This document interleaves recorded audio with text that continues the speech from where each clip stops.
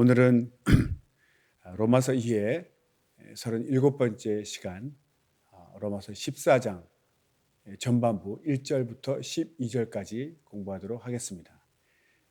제목은 성도의 자유의 한계, 성도의 자유의 한계입니다.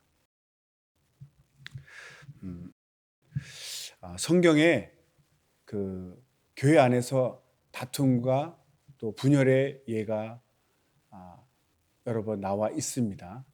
성경 기록 중에 보면 교회 안에서 나타나는 그런 분열된 모습, 다툼의 모습이 있는데, 예를 들면 고린도 교회도 우상의 제물을 먹느냐 못 먹느냐 그런 논란이 있었습니다.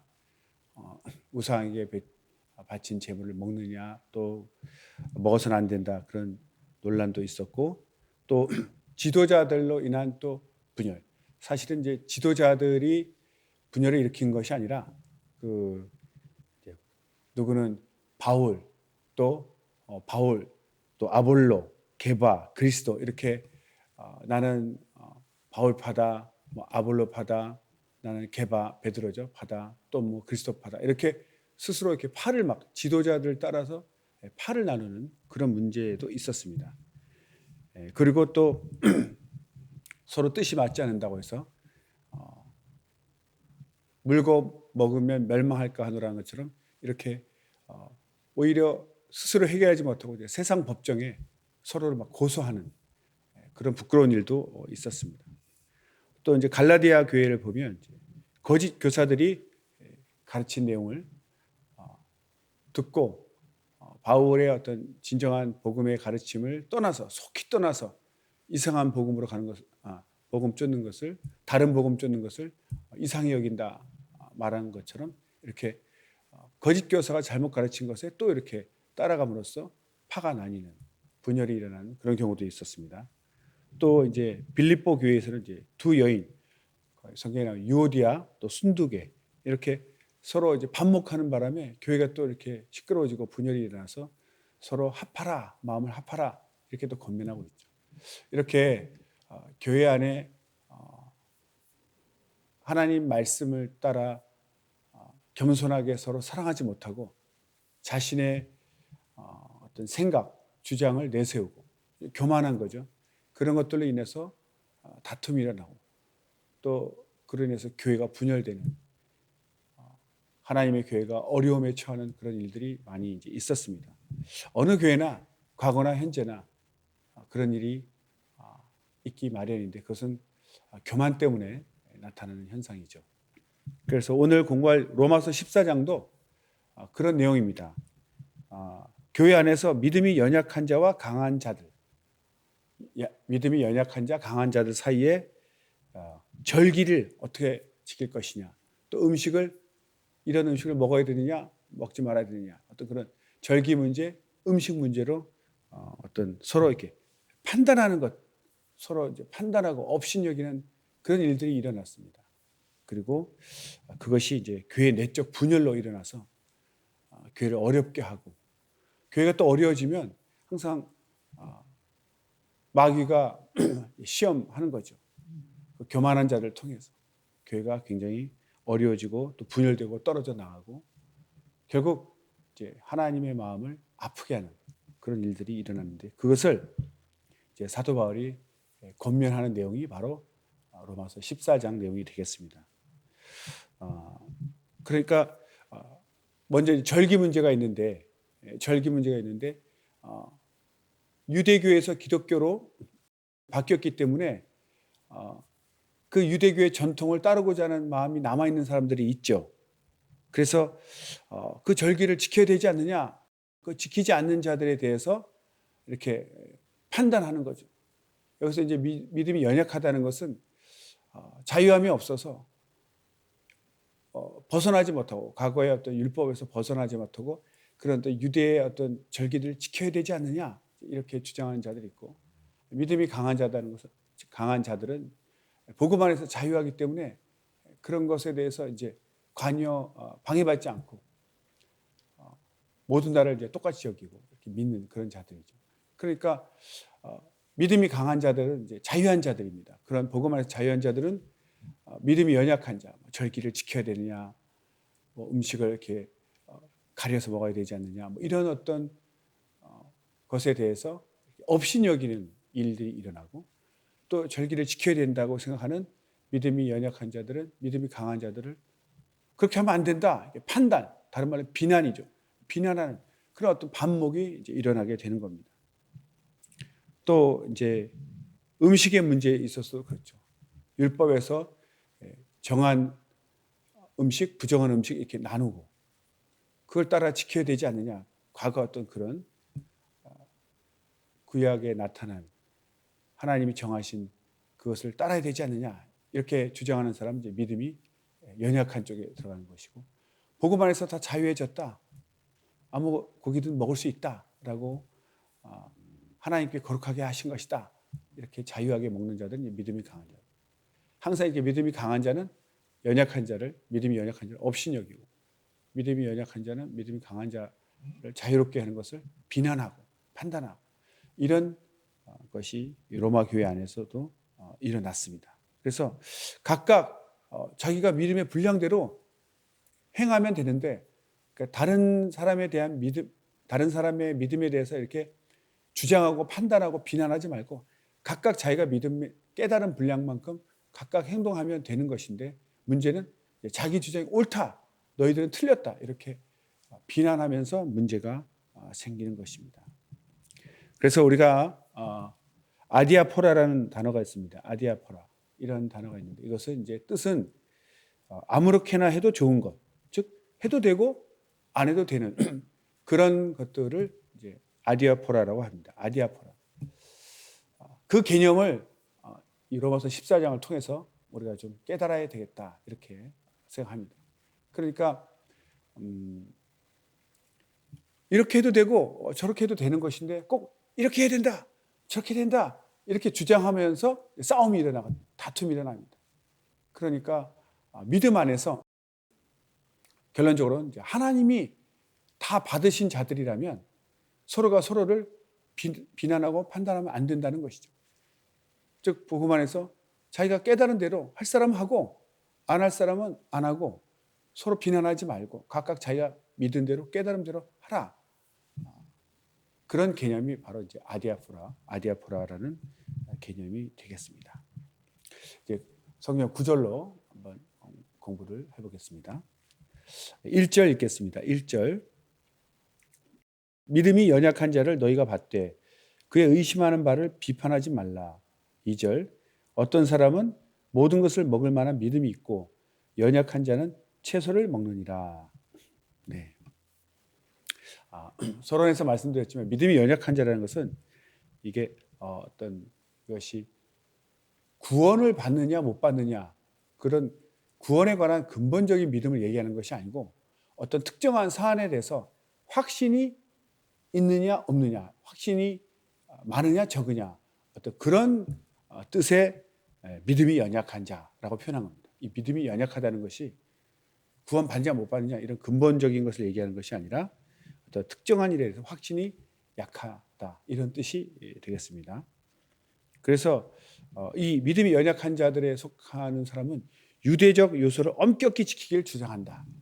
즉 그 구약 때 받은 그 율법, 그 전통을 잘 벗어나지 못하는 거죠. 그러니까 무엇을 먹어야 될지, 또 안 먹어야 될지, 또 절기를 어떤 날을 예배일로 정할지, 어떤 지나치게 거기에 대해서 이제 신경 쓰고 세심한 자들, 자유함이 없는 것이죠. 확신이 없다는 거죠. 그래서 믿음이 이제 연약한 자라고 표현합니다. 그런 사람을 너희가 받아야 된다, 품어야 된다, 포용해야 된다. 그리고 그의 의심하는 바, 그 확신을 갖지 못하고 의심하는 것을 비판하지 말라, 이렇게 되어 있습니다. 비판하게 되면 그 모임 안에서 차별을 느끼게 되고 무시를 받게 되니까 그 공동체 안에서 어울리지 못하고 떨어져 나가게 됩니다.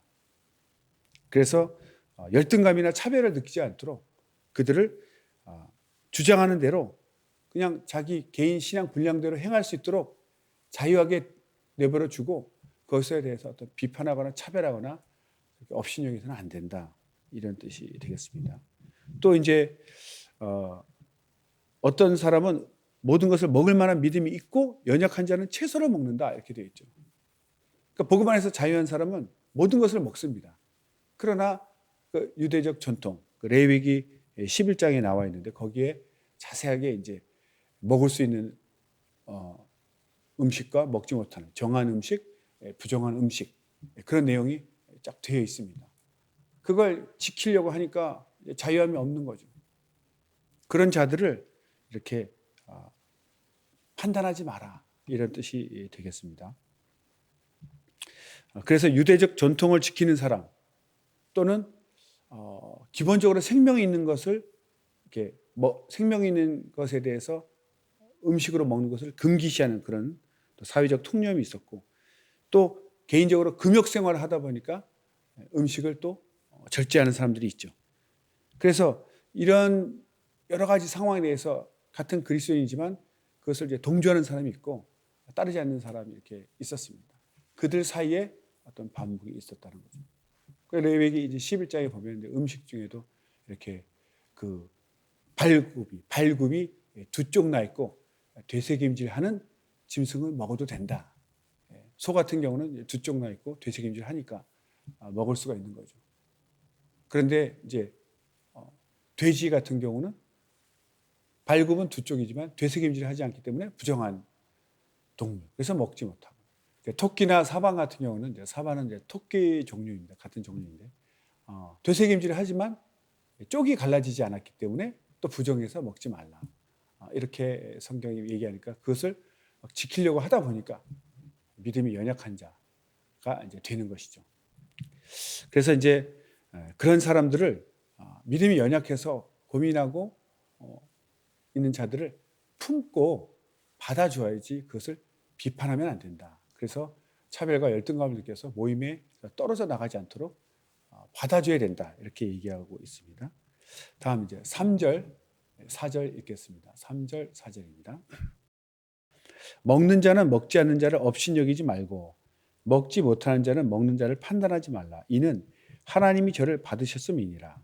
남의 하인을 판단하는 너는 누구뇨? 그 섰는 것이나 넘어지는 것이 제 주인에게 있음에 저가 세움을 받으리니 이는 저를 세우시는 권능이 주께 있음이니라. 네, 좀 내용이 좀 더 반복되고 있습니다. 그러니까 하나님이 저를 받으셨기 때문에 저라는 것은 이제 믿음이 약한 자든 믿음이 강한 자든 하나님이 받으신 자들, 하나님 앞에 나와서 구원받고 하나님 안에서 교회를 이루고 있는 자들, 하나님이 받으셨다는 거죠. 하나님 부르셔서. 그래서 같이 공동체를 이루고 있는데 그리스도인으로서 공동체를 이루고 있는데 그것을 왜 하나님 받은 자를 서로가 비난하느냐? 그래서는 안 된다. 그래서 그것을 이제 하인과 주인, 주인과 하인의 비유로 확실하게 설명을 하고 있습니다. 무슨 말이냐면 하인이 어떤 행동을 하든 같은 하인끼리는 서로 비난할 수가 없죠. 그런 권리가 없습니다. 그것은 주인에게만 속한 잘했든 잘못했든 주인이 판단하고 주인이 결정할 일이지 하인끼리 서로 판단할 수 없다는 것을 알고 있거든요. 그래서 주인과 하인의 비유로 설명을 다시 하고 있습니다. 그래서 하인이 하인을 비난하게 되면 이것은 주인만의 할 수 있는 권한을 침해한 겁니다. 월권한 거죠. 주인만이 판단할 수 있는 것인데 그를 내쫓거나 세우거나 이 모든 것은 주인의 권한인데 하인이 그렇게 한다는 것은 주인의 권리를 침해한 것이고 월권한 것이기 때문에 이것은 잘못된 것이다. 그러니까 하인끼리는 그렇게 할 수가 없다. 이런 비유로서 그리스도인끼리는 서로 비난할 수 없다. 그들을 판단하고 심판하실 분은 주님이시기 때문에 주인, 여기 퀴리오스라고 되어 있는데 보통 성경에 퀴리오스 나올 때는 이제 예수님, 주님을 보통 이제 표현하죠. 그래서 그렇게 하인끼리 판단하는 것은 주인 앞에서는 정당화될 수 없다. 그건 잘못된 것이다라고 다시 설명합니다. 그리고 참고로 여기에 나오는 이제 하인은 노예라고 번역되는데 둘로스가 아니고 가사를 돌보는 머슴이라는 뜻의 오이케틴이라는 단어를 쓰고 있습니다. 그래서 종의 행위에 대한 책임은 주인에게 있으므로 교회로 말하면 그리스도에게 있기 때문에 하인끼리, 그리스도인끼리는 서로 비난하거나 업신여 겨서는 이제 안 된다. 그런 내용이 되겠습니다. 5절 6절 읽겠습니다. 5절 6절. 혹은 이 날을 저 날보다 낮게 여기고 혹은 모든 날을 같게 여기나니 각각 자기 마음에 확정할지니라. 나를 중히 여기는 자도 주를 위하여 중히 여기고 먹는 자도 주를 위하여 먹으니 이는 하나님께 감사하며 먹지 않는 자도 주를 위하여 먹지 아니하며 하나님께 감사하느니라. 3절 4절에서는 이제 음식 먹는 것이 이제 주제였고 5절 6절은 이제 절기 날을 이제 주제로 얘기하고 있습니다. 모든 인류 사회 속에 풍습에게 녹아 있는 것이 이제 길일, 흉일 이렇게 나누는 습관이 있죠. 어떤 길일이라는 것은 좋은 날이죠. 뭔가 일이 잘 되고 뭐 운이 따르고 그런 좋은 날 길일을 또 정하고 또 이제 흉일이라고 해서 이제 안 좋은 일이 일어나요. 우리나라에도 그런 것이 있습니다. 이사할 때 보면 이사 날짜를 이렇게 정할 때 비싸게 부른 날이 있고 또 이렇게 이사 비용이 싼 날이 있습니다. 왜 이렇게 싸냐 했더니 거기는 이제 손이 있는 날은 싸요. 손이 뭔가 했더니 사람 손이 아니죠. 거기서 이제 손은 귀신의 이름인데 이사를 방해하는 귀신의 이름이 이제 손입니다. 손. 그래서 손이 없는 날, 귀신이 없는 날 이사를 갑니다. 사람들이 미신을 믿기 때문에 미신 믿는 사람들은. 그러니까 그때는 막 이사가 몰리니까 이제 가격이 올라가고 손이 있는 날, 귀신이 돌아다니는 날은 이사를 꺼려서 이사를 안 하니까 이제 이사업체에서는 이제 쉬는 날이죠. 손님이 없으니까 가격을 막 그냥 깎는 거죠. 그러니까 이제 믿음 좋은 그리스도인 같은 날은 기왕이면 손이 있는 날. 그래서 사람들이 안 움직이는 그날 싼 값으로 이제 이사를 이렇게 하기도 합니다. 이렇게 이제 길일 흉일 이렇게 미신적인 그런 날도 이제 나누는 이제 그런 풍습이 있죠. 그런데 이제 여기서는 특별히 이제 종교적 의무를 행해야 될 그런 안식일, 유대교적인 그런 안식일에 대해서 문제를 다루고 있습니다. 실제로 이제 복음이 전해져서 기독교인 사회에서도 이제 성도의 자유 문제, 내가 이것을 할 것인가 말 것인가 이런 걸 관련해서 이제 안식일 문제가 생길 수 있습니다. 예수를 믿지만 안식일 지킬 것인가 말 것인가. 실제로 안식교가 있습니다. 지금도 그들은 같은 기독교입니다. 같은 기독교인데도 안식일을 여전히 지키면서 예수를 믿는 거죠. 예수님을 믿지만 구세주로 믿지만 예수님도 유대인 아니셨냐? 그래서 안식일도 지키고 있습니다. 그래서 예수를 믿지만 그들은 이제 예배를 토요일 날 드리죠. 예수님을 주님으로 모시기 때문에 구원은 있습니다.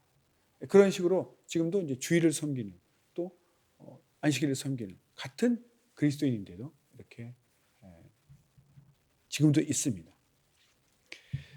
그래서 모든 날을 이제 같게 여기나니 이렇게 표현되어 있는데 어떤 사람은 이날보다 전날 이렇게 중요한 날을 정하지만 사도 바울의 입장은 이제 복음적으로는 모든 날을 이제 같게 여기는 거죠. 그러나 이 날을 중히 여긴다고 해서 비난하지 말라는 얘기죠. 각자 자기 마음에 확정한 대로 할 것이다. 하면 된다. 이것이 이제 사도 바울의 주장입니다. 그러니까 기본적으로는 모든 날을 동일하게 여기고 이 날만 특별히 거룩해서 지키는 것이 아니라 동일하게 여긴다는 뜻은 모든 날을 거룩하게 보고 모든 날을 하나님의 영광을 위해서 써야 된다. 그런 어떤 뜻이 되겠습니다. 그래서 각자 자기 마음에 확정할지니라. 다른 말로 하면 다른 사람이나 어떤 종교적인 규례를 통해서 영향을 받지 말고 자기의 어떤 주체적인 신앙으로 판단하고 이제 결정해라. 다른 사람에게 휘둘리지 말고 또 과거의 전통에 휘둘리지 말고 복음 안에서 주체적인 신앙으로 판단하고 결정해라. 그래서 신앙이란 먼저 자신과 하나님 사이에서 결단하는 것이 중요하다. 이제 이단들에게 이제 쏠리고 이게 속고 그런 이유가 스스로가 하나님 앞에서 말씀으로 확정을 못하기 때문에 누가 이제 강력하게 얘기하면 거기 막 끌려가는 거죠. 특별하다, 뭐 대단하다 그러면 막 자기 안에 확신이 없기 때문에 그런 데에 가서 이제 자신을 의지하려고 하다 보니까 이제 속아 넘어가는 것입니다. 그래서 먼저 말씀을 통해서 자기가 하나님 앞에서 성령으로 깨닫고 확정하는 것이 중요하다. 여기 보면 계속 주를 위하여, 먹는 사람도 나를 중히 여기는 사람도 주를 위하여, 또 먹는 것도 주를 위하여, 먹지 않는 것도 주를 위하여. 이 모든 것이 주를 위하여, 중심에는 항상 주님의 영광을 위한 것이 있죠. 그렇기 때문에 이런 문제로 자기 믿음 분량대로 할 것이고, 서로 이런 문제로 인해서 교회가 나누어지거나 헛된 논쟁에 빠지지 말도록, 교회가 분열되는 것이 가장 가슴 아픈 일이고 막아야 될 일이기 때문에 분열되지 않도록 각각 서로의 믿음을 인정해 주라, 이런 뜻이 되겠습니다. 다음 이제 7절, 8절, 9절 읽겠습니다. 우리 중에 누구든지 자기를 위하여 사는 자가 없고 자기를 위하여 죽는 자도 없도다. 우리가 살아도 주를 위하여 살고 죽어도 주를 위하여 죽나니 그러므로 사나 죽으나 우리가 주의 것이로라. 이를 위하여 그리스도께서 죽었다가 다시 살으셨으니 곧 죽은 자와 산 자의 주가 되려 하심이니라. 아멘.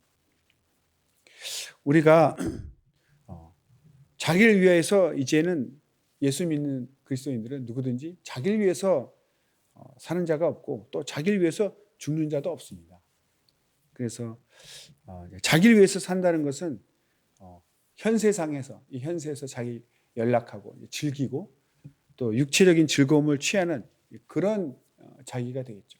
그런 사람은 없다는 것입니다. 실제로 아담의 타락 이후로 인간, 죄인의 역사는 육체의 정욕, 육체의 쾌락, 육체의 욕심을 채우기 위한 그런 삶이 이어졌습니다.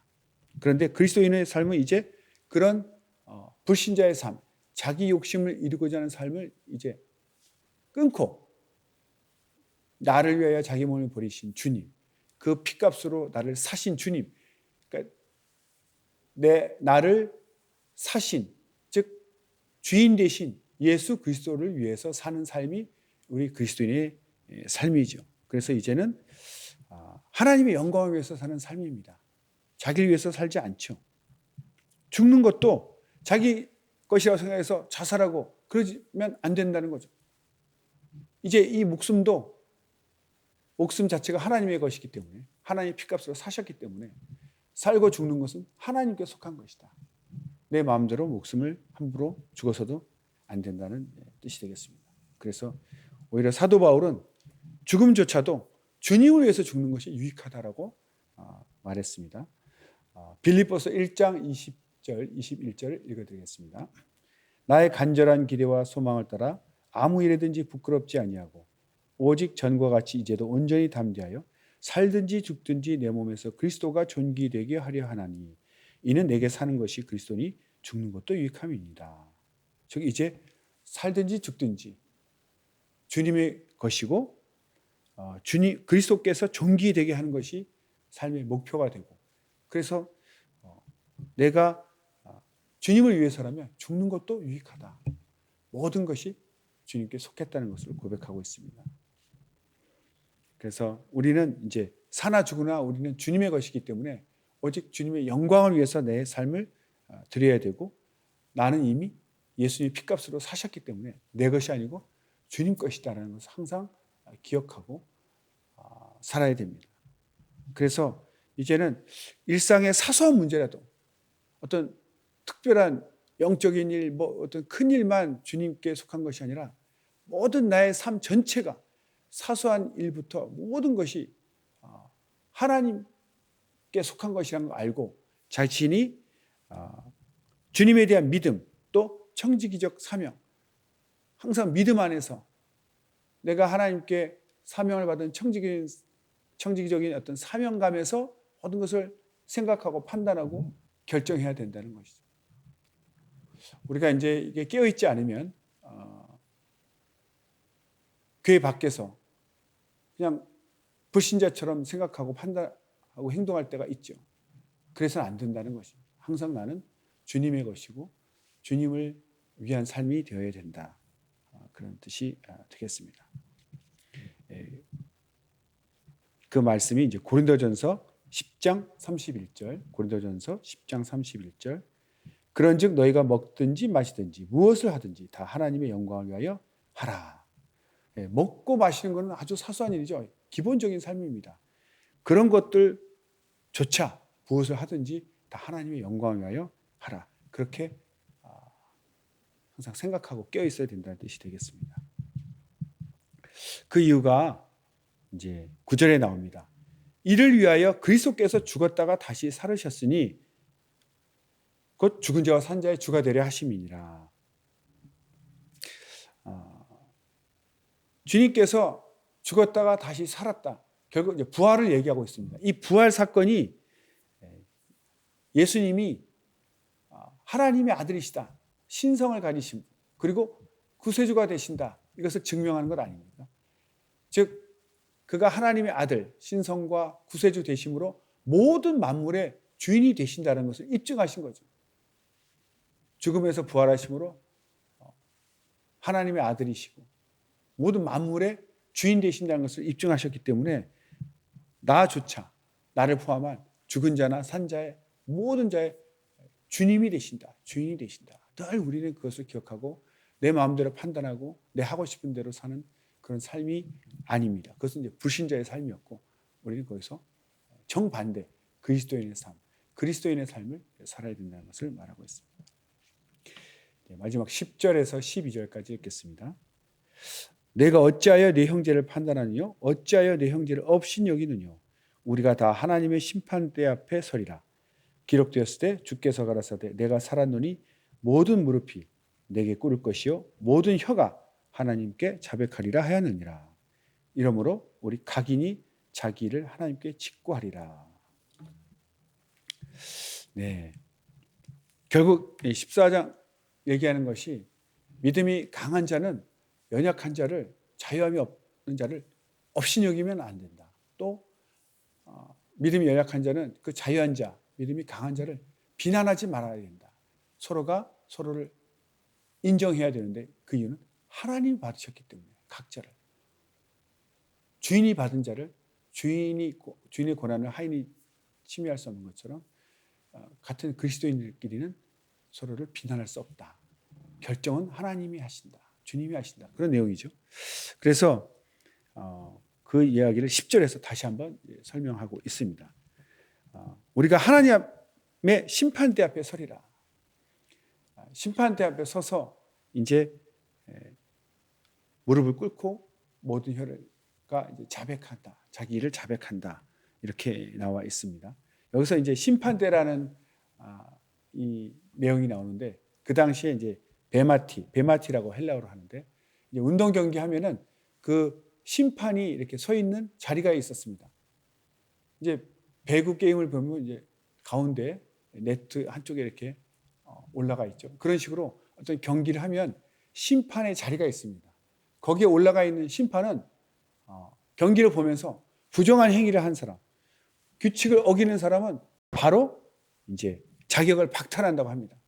그걸 잡아내는 거죠. 그리고 경기가 정정당당하게 진행될 수 있도록 진행을 하고 또 우승한 자에게는 이제 상도 내려주는 그런 심판이 있는데 그 심판 자리가 이제 심판대입니다. 그래서 그걸 이제 비유로 설명한 거죠. 우리도 이제 하나님 앞에 가서 그 하나님 앞에 하나님이 계신 곳, 심판대라고 표현하죠. 하나님이 계신 그 심판대, 그 보좌 앞에 계신 보좌 앞에서 우리가 무릎을 꿇고 다 자백하게 된다는 것입니다. 또 하나의 말씀은 이제 11절에 보면 주께서 가라사대 내가 살았노니 모든 무릎이 내게 꿇을 것이요. 그래서 이제 주께서 가라사대 내가 살았노니 이런 표현이 있죠. 이것은 선지서에서 자주 나타나는 반복된 어떤 관용 표현입니다. 그러니까 아주 반드시 성취될 중차대한 어떤 그런 예언을 진리를 선언할 때 항상 앞에 그런 표현을 쓰는 것입니다.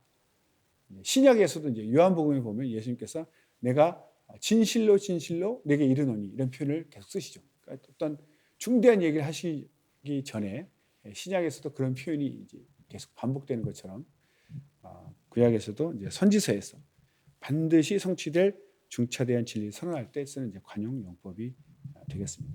그래서 모든 무릎이 내게 꿇을 것이요 모든 혀가 하나님께 자백하리라. 이 말은 이제 이사야서 45장 23절을 인용한 것입니다. 이사야서 45장 23절. 내가 나를 두고 맹세하기를 나의 입에서 의로운 말이 나갔은즉 돌아오지 아니하나니 내게 모든 무릎이 꿇겠고 모든 혀가 맹약하리라 하였노라.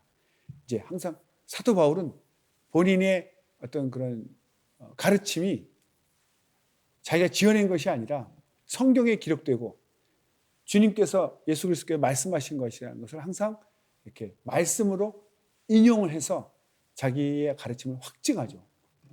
우리가 그런 항상 이것이 중요합니다. 모든 이단들의 특징은 확증이 없습니다. 말씀을 교묘하게 변형시키거나 자기 이론을 펴죠. 그러나 우리도 사도 바울처럼 항상 내 말이 하나님의 말씀이다. 진리라는 것을 밝히기 위해서는 이렇게 성경 말씀을 인용을 이제 해야 됩니다. 여기서 이제 하나님 앞에 심판대 앞에 이제 무릎을 꿇게 되고 모든 혀가 하나님께 이제 자백한다. 이 자백한다는 것은 단순히 이제 숨겨진 자기 어떤 비밀을 고백한다는 뜻도 있지만 공의로우신 하나님의 구원과 심판의 내용, 더 나아가서 하나님께서 우리에게 행하신 어떤 공의로운 그런 구원과 또 심판 내용에 대해서 모든 인류가 함께 하나님 앞에 찬양하는, 우리에게 행하신 놀라운 일을 찬양하는, 거기까지 이제 얘기가 되는 것입니다. 단순히 자기 어떤 고백이 아니라 하나님의 위대한 일을 찬양함으로써 자신의 어떤 죄라든지 자기가 행한 모든 것을 이제 밝히게 되는 것이죠. 그것이 발전되어서 하나님의 놀라우신 구원 계획과 심판을 찬양하는 내용까지 다 포함하는 것이 자백하다의 뜻이 되겠습니다. 그래서 만약 하나님 앞에서 형제를 판단하고 업신여긴 그런 행위들은 다 하나님 앞에 가서 이제 심판받는 행위가 된다는 거죠. 왜냐하면 그 결정권 하나님께 속한 것인데 거기에 대해서 자기가 월권을 했기 때문에 하나님 자리에서 하나님이 하실 일을 자기가 했다는 것은 곧 자기를 하나님처럼 높이는, 스스로를 하나님 자리에 앉히는 우상 숭배와 같은 끔찍한 범죄가 되는 것입니다. 그렇기 때문에 우리는 항상 남을 비난하거나 판단하거나 무시해서는 안 되는 것이죠. 이것은 스스로 신격화하고 우상 숭배가 되는 것입니다. 우리 각인이 자기 일을 하나님께 직구하리라. 마지막 절에 나와 있는데 이제 각인, 각각 개개인, 그러니까 믿음이 연약하든 믿음이 강하든 모든 사람을 포함해서 각인이라고 말합니다. 하나님은 누구를 이렇게 배제하지 않습니다. 또 남을 판단했든 판단을 받았든 모든 사람이 이제 각인이 되겠고 그들이 자기 일, 실제로 자기 입으로는 사람들이 자기 일을 말하지 않죠. 항상 비난할 때, 업신여길 때 보면 다른 사람을 비난하죠. 자기를 이렇게 돌아보는 사람은 정말 겸손한 자죠. 그러나 교만한 자들은 남을 업신여기고 남을 비난할 때 남 얘기를 하죠. 그러나 그날은 심판대 앞에 가면 각각이 누구도 예외 없이 자기가 행한 것, 자기가 죄진 것을 자백하게 된다는 것입니다. 세상에서는 자기가 옳다고 교만해서 남을 비난했지만 주님 앞에 가면 결코 그런 일은 있지 않습니다. 자기가 행한 죄를, 자기가 잘못한 것을 고백하게 됩니다. 직구하리라, 아주 강력한 표현이죠. 이것은 거짓말을 지어낼 수도 없는, 하나님 앞에 가면 진실만을 말하게 되는, 지어낼 수 없습니다. 사람은 속일 수 있을지 모르지만 하나님 앞에 가면 거짓말을 할 수가 없는 거죠. 진실만을 말하게 되는. 그래서 하나님의 심판 앞에서 철저하게 자신을 드러내게 되고 또 자기가 행한 것을 다 말하고 하나님 앞에 계산해야 됩니다. 그러니까 우리는 정말 하나님 앞에 가서 그 부끄러운 고백을 하기 전에 정말 회개하고 그런 일을 끊고 돌이키고 회개하고, 그래서 우리 사이에서는 이 공동체 안에서는 결코 남을 업신여기거나 비난하는 일이 없도록 하나님이 받으신 자를 서로가 받아주고 각각 믿음의 분량대로 스스로 확정한 대로 행할 것이고 남에 대해서 비난하거나 판단해서는 안 된다는 것이 오늘의 주제가 되겠습니다. 오늘은 여기까지 나누도록 하겠습니다. 기도하겠습니다.